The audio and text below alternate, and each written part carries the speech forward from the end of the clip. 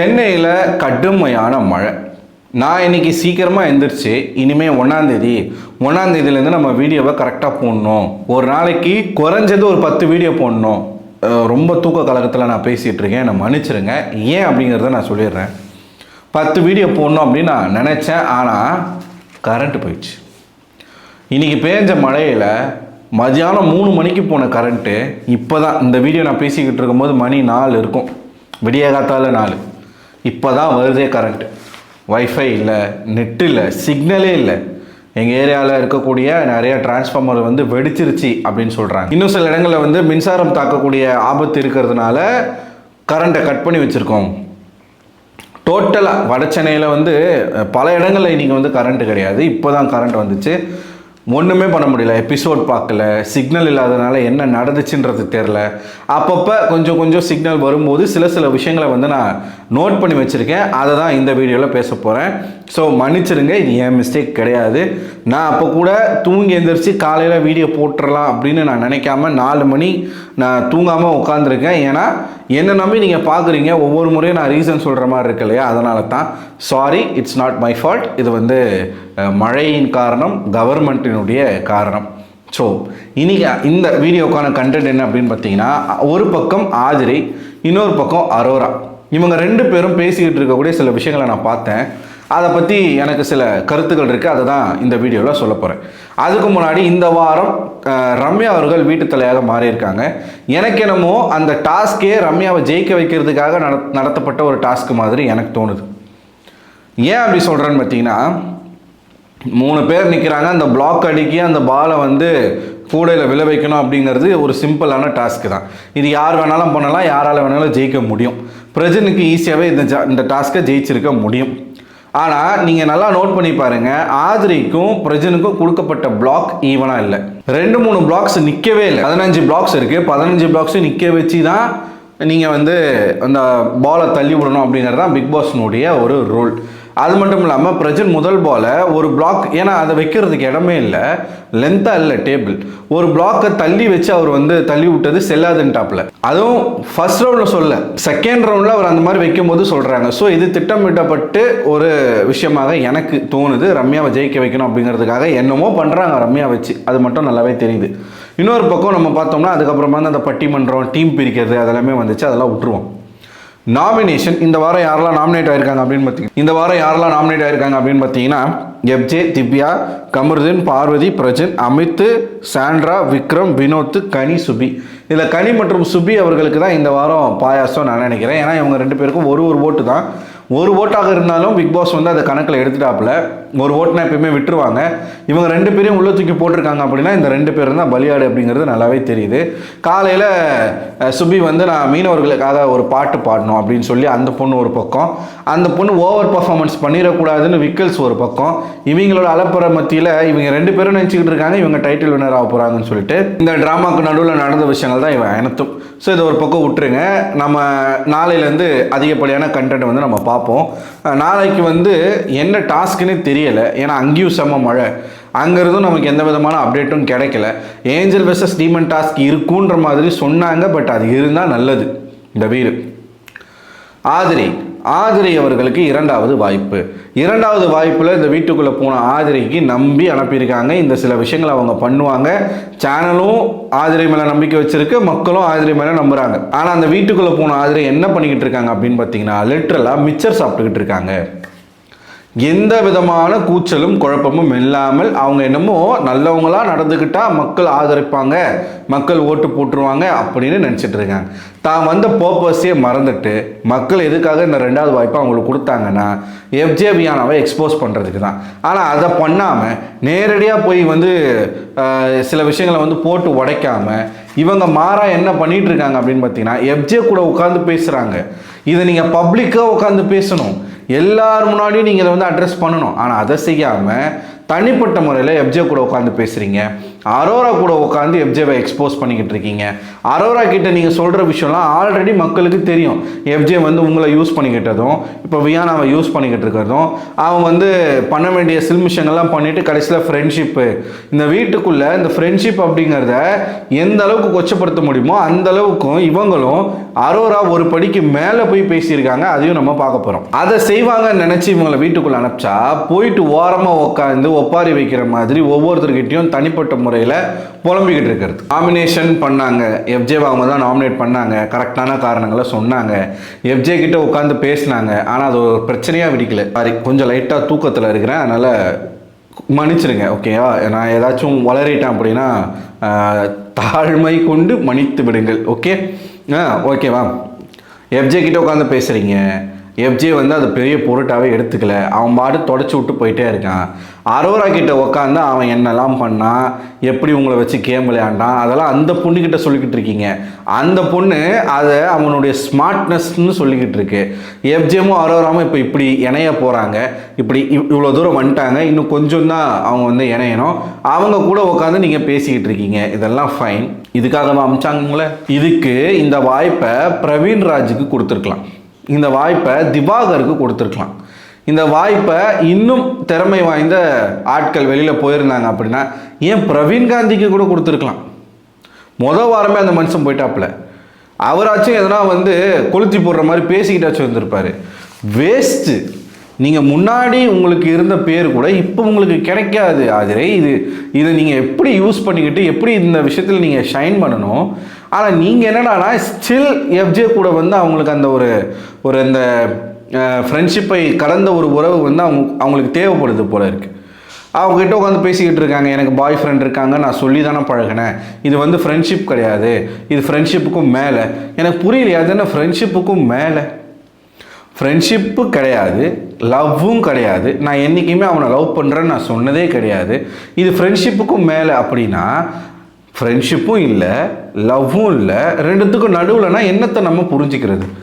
இது ஒரு பக்கம் இருக்க, இன்னொரு பக்கம் அரோரா, கமருதீன், பார்வதி இவங்க 3 பேருக்கு நடுவில் இன்றைக்கி ஃபுல்லாக பயங்கரமான வாக்குவாதம். என்ன வாக்குவாதம்னா அரோரா வந்து பார்வதியை முக்கோண காதல்னு சொல்லி நாமினேட் பண்ணியிருக்கிறாங்க போல இருக்கு. இது பார்வதி கண்டுபிடிச்சிட்டாங்க, அரோரா தான் இந்த காரணத்தை சொல்லியிருக்காங்கன்னு சொல்லிட்டு அதை கிளியர் பண்ணிவிட்டு இனிமேல் அந்த பேச்சு வரக்கூடாதுன்னு சொல்லிட்டு இவங்க 3 பேரும் உட்காந்து பேசுகிறாங்க. முதல்ல அரோராவும் பார்வதியும் பேசுகிறாங்க, அதுக்கப்புறமா கமருதீனை உட்கார வச்சு பேசுகிறாங்க. பேசும்பொழுது அரோரா வந்து எனக்குன்னு ஒரு துணை இல்லை இந்த வீட்டுக்குள்ளே அப்படின்னு சொல்லி அழ ஆரம்பிக்க, கமருதீன் கிட்ட வரும்போது வேணாம் நீ கிளம்பு, இனிமேல் உனக்கும் எனக்கு எந்த உறவும் தேவையில்லை. அவங்ககிட்ட சொல்கிறாங்க பார்வதி கிட்ட, நீங்கள் 2 பேரும் கல்யாணம் கூட பண்ணிக்கோங்க, எனக்கு அதை பற்றி பிரச்சனையே இல்லை அப்படின்னு சொல்லுது. இதே அரோரா கமருதீன் அவனுடைய வாயில் கை வைக்கும் போது வாயில் முத்தம் கொடுத்துக்கிட்டு இருக்கான், கையில் முத்தம் கொடுத்துக்கிட்டு இருக்கான். அதை ரசிச்சுட்டு இருந்த பொண்ணு தான் இந்த பொண்ணு சொல்லுது எனக்கு பொசசிவ்லாம் இல்லைன்னு. கண்டிப்பாக இவளுக்கு பொசசிவ் இருக்குது. துஷார் போயிட்டான், துஷார் போனவுடனே இன்னொரு ஆண் துணை தேவை. அரோரா என்ன தெரியுமா பேசுனாங்க, இது வரைக்கும் இந்த பிக் பாஸ் வரலாற்றில் எந்த பெண்ணும் இந்த மாதிரி ஒருத்தர்கிட்ட பேசுகிறதே கிடையாது, அந்த மாதிரியான பேச்சுகளை பேசுகிறாங்க. விக்கல்ஸ் கிட்ட, அதாவது துஷார் இல்லை அப்படிங்கிறத நினச்சி கதறி அழுதுகிட்டு இருக்காங்க. வைல்ட் கார்டாக துஷார் வருவான்னு இவங்க நினச்சாங்களாமா, இவங்க அதை சொல்லி அழுதுகிட்டு இருக்காங்க. தலை ரூமில் துஷாரோடைய ஃபோட்டோ பார்த்து ஒப்பாரி வச்சுட்டு இருந்தாங்க. விக்கல்ஸ் வராப்பில் விக்கல்ஸ் கிட்ட என்ன தெரியுமா பேசிகிட்டு இருக்காங்க, இந்த விஷயங்கள்லாம் பேசிகிட்டு இருக்காங்க. எனக்கு வந்து பார்வதி வந்து பிடிக்கல, பார்வதி கூட செட் ஆகலை, பார்வதியும் பிடிக்கல, பார்வதி கூட இருக்கிறவங்களும் எனக்கு பிடிக்கல, எனக்கு அவங்க வந்து ஒரு ஃப்ரெண்டு, ஒரு ஃபேமிலி மாதிரி, அவனுக்கு அப்பா இல்லை அம்மா இல்லை, இவங்களுக்கும் அப்பா அம்மாலாம் வந்து ஒதுக்கி வச்சிட்டாங்க. இப்போ தாங்க தெரியுது ஏன் அரோராவை குடும்பத்தில் இருந்து ஒதுக்கி வச்சாங்கன்னு சொல்லி.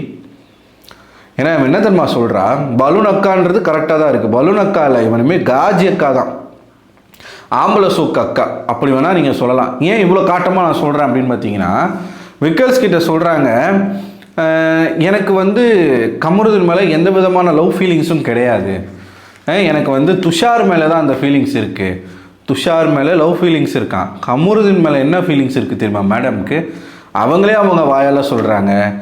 ஏன் நாங்கள் வந்து நாங்கள் 2 பேரும் வந்து அடல்ட்ஸு, ஷோராக எங்களை ஒரு தனி ரூமில் போட்டால் அது என்ன வேணாலும் நடக்கலாங்க, அது வேற. எப்படி அது வேறையா? புரியல. சீரியஸாக இந்த வார்த்தையை அரோரா சொன்னாங்க. அவங்க 2 பேரும் அடல்ட்ஸ் ஆமா, அவங்களுக்குள்ள லவ் கிடையாதாம்மா, இது வந்து ஒரு ஃப்ரெண்ட்ஷிப் ஆமா. இவங்க வந்து ஒரு டச்சி பர்சன். இவங்க அரோரா வந்து ஒரு டச்சி பர்சன். என்ன டச்சி பர்சன்னா என்னன்னு கேட்டிங்கன்னா, யாராச்சும் தொடுறது அவங்களுக்கு பிடிக்குமா, ஹக் பண்ணுறது, டச் பண்ணுறது. இப்போ அதை தான் 2 பேர் பண்ணிக்கிட்டு இருக்காங்க, எஃப்ஜேவும் அரோராவும். சரி, அந்த கருமம் ஒரு பக்கம் இருக்கட்டும். இங்கே பாருங்களேன், ஒரு பொண்ணு ஒரு பையன் கூட தனியாக ஒரு ரூமில் இருந்தானா அங்கே என்ன வேணாலும் நடக்கும், நாங்கள் என்ன வேணாலும் பண்ணுவோம், நாங்கள் அடல்ட்ஸு. ஆனால் இதுக்கு வந்து இது லவ் கிடையாது. இது லவ்னு சொல்லியிருந்தா கூட கொஞ்சமாச்சும் நாகரிகமாகச்சும் இருந்திருக்கும். இது லவ் கிடையாது. ஆனால் ஒரு பையனோட நான் வந்து என்னை ஷேர் பண்ணிப்பேன், ஏன்னா நான் ஒரு அடல்ட்டு, என் லைஃபு, என்னுடைய உடல், இதை நான் யாருக்கு வேணாலும் கொடுப்பேன் அப்படின்னு நீங்கள் ஒரு பொதுவான ஒரு ஷோவில் உட்காந்து பேசி அதை நீங்கள் நார்மலைஸ், அந்த பையனுக்கும் இன்னொரு பொண்ணுக்கும் உள்ள ஜெனியூனாக ஒரு ஃபீலிங் இருக்குன்னு தெரியும். அவன் கூட நான் வந்து இந்த மாதிரி இருப்பேன்னு நீங்கள் சொல்கிறது எப்படி உங்களுக்கு வாயில் வருது?